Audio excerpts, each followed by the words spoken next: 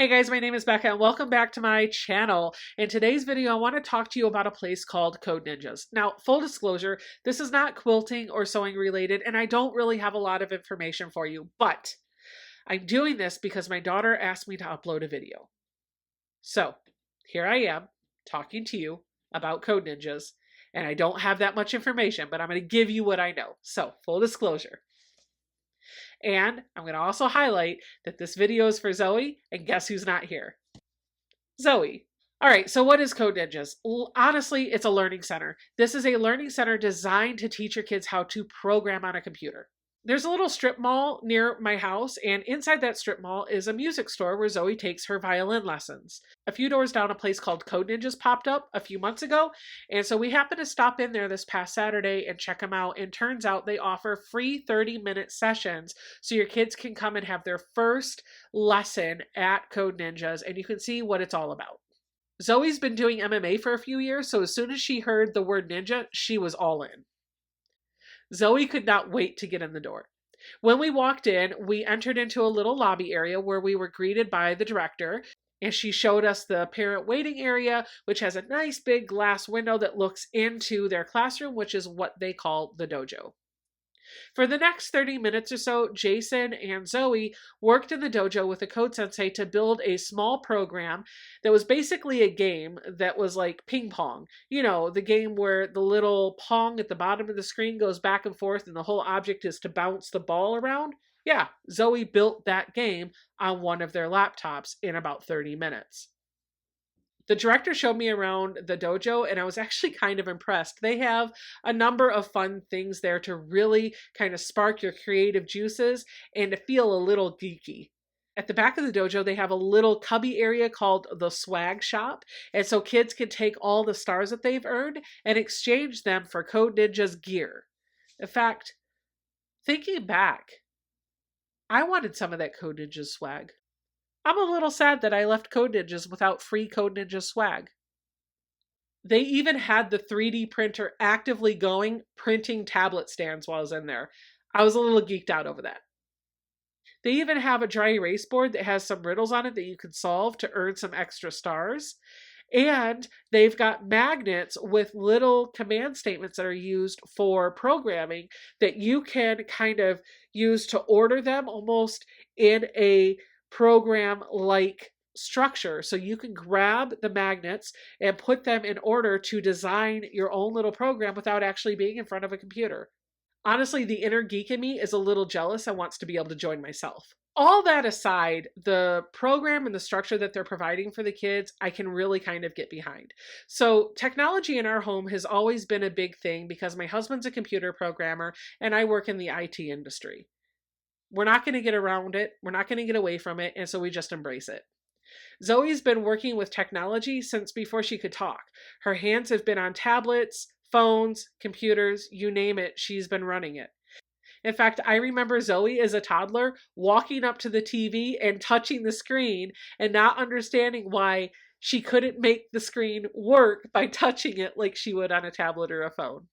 Totally different generation from what I grew up in.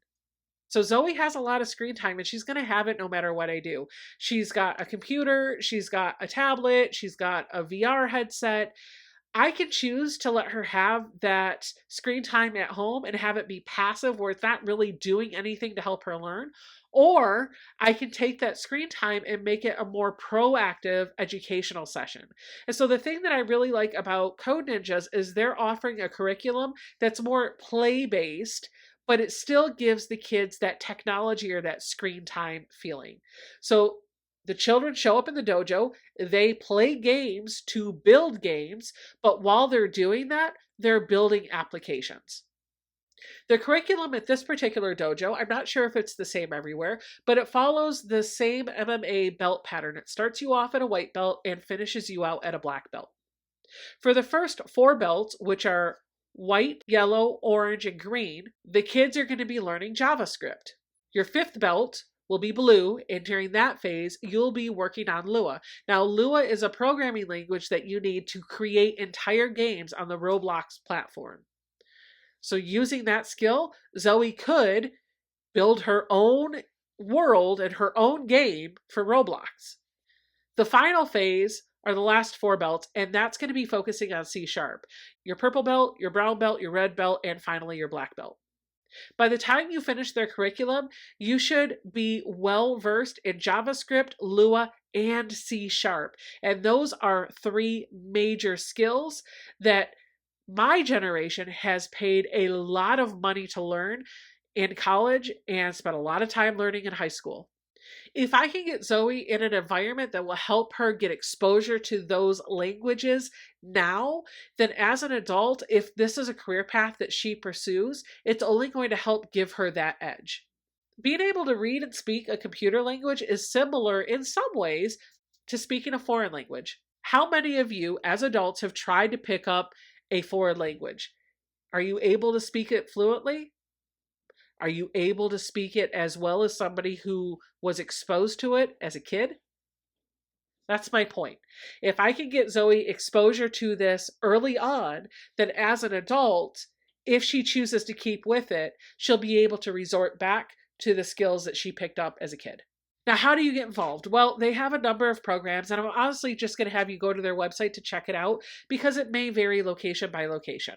My location actually has after school programs, they have day camps, and they also have the Create program. The Create program is what we signed up for, and basically all it is a monthly subscription that buys you time in the dojo with some code senseis. The location I went to is new, so the ratio of code sensei to student was really low. It's actually 1-to-1. I don't know if that's how it will always be, but I was kind of encouraged that there was somebody there ready to answer all of Zoey's questions, and we didn't have to do a thing. Also, it's worth noting, Code Ninjas provides all of the equipment. I don't have to come with any computer, tablet, nothing. They give Zoey everything she needs to work on their curriculum while she's there. I will tell you, Code Ninjas appears to be everywhere, and I don't know how I didn't hear about them before. They have locations all over the US with a few locations in Canada and Europe as well.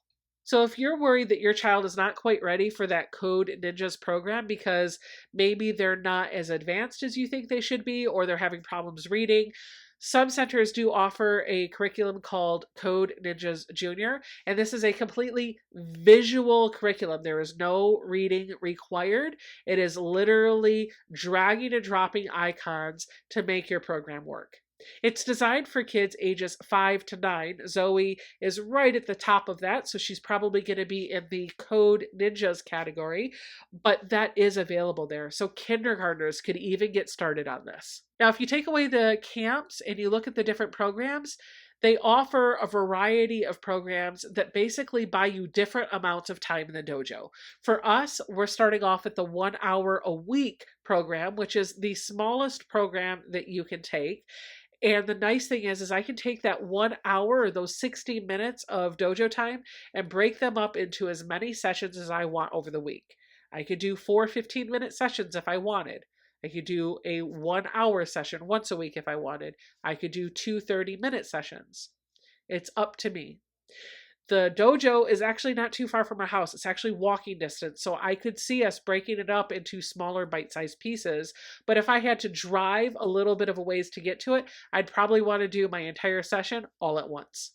I don't believe that you can access any of the stuff that you're working on at the dojo from home. And so unfortunately, if your kid wants to work on their program or their application, they do have to go to the dojo, log into one of the Code Ninjas laptops that's there, and actually work on it from that location.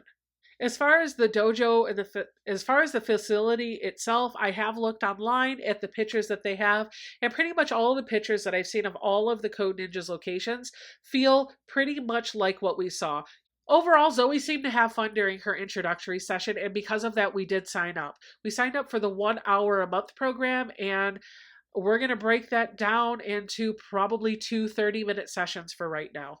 So that's really all I have. The whole point of this video was just to share with you, per Zoey, that she's excited about becoming a Code Ninja. That's it. But now you know what Code Ninjas is if you happen to see one in your town, and you can check out their website if you want to learn a little bit more about what they have to offer. That's all I've got for now, guys. Don't forget to leave me a comment down below, hit that thumbs up button, and subscribe to my channel. I will see you guys all in my next video.